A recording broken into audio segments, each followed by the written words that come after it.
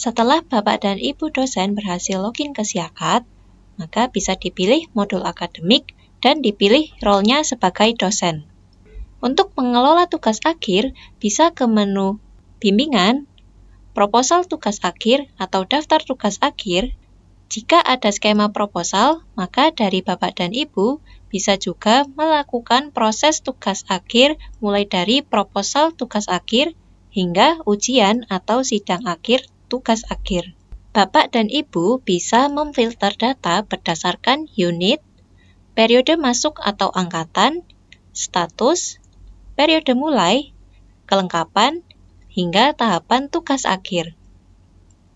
Setelah data tugas akhir tampil, maka Bapak dan Ibu bisa melihat detail data dengan klik ikon mata untuk melihat detail dari tugas akhir, mulai dari pengajuan hingga penilaian tugas akhir. Mari kita bahas satu persatu.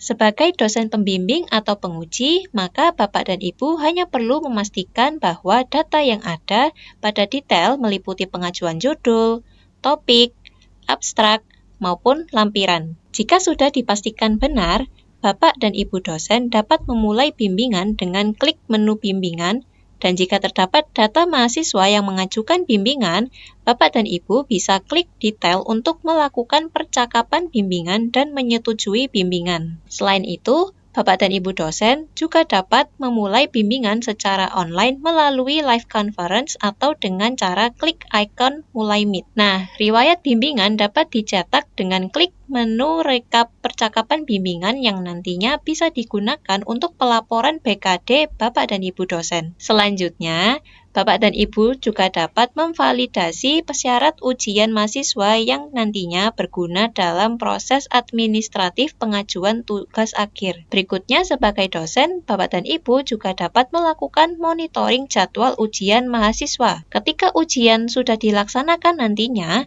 Bapak dan Ibu bisa memberikan catatan baik sebagai penguji maupun pembimbing dengan klik detail. Dan setelah mahasiswa melaksanakan proses tugas akhir, Bapak dan Ibu dapat menambahkan nilai akhir pada tab nilai akhir. Bapak dan Ibu bisa mengisikan nilai sesuai dengan role sebagai dosen pembimbing atau dosen penguji. Nantinya, nilai yang akan tampil adalah nilai akumulasi dari dosen pembimbing dan dosen penguji. Selain membimbing tugas akhir mahasiswa sebagai dosen pembimbing tugas akhir, Bapak dan Ibu dosen sebagai dosen pembimbing akademik juga dapat melakukan konsultasi dengan mahasiswa. Nah, melalui aplikasi Edlink Mobile, setelah login, pilih menu konsultasi mahasiswa. Pilih periode saat ini, kemudian pilih nama mahasiswa yang mengajukan konsultasi dengan mengirimkan pesan konsultasi. Buka topik konsultasi dan ketikkan pesan untuk memberikan balasan kepada mahasiswa. Untuk membuat konsultasi dengan mahasiswa, klik nama mahasiswa yang dituju,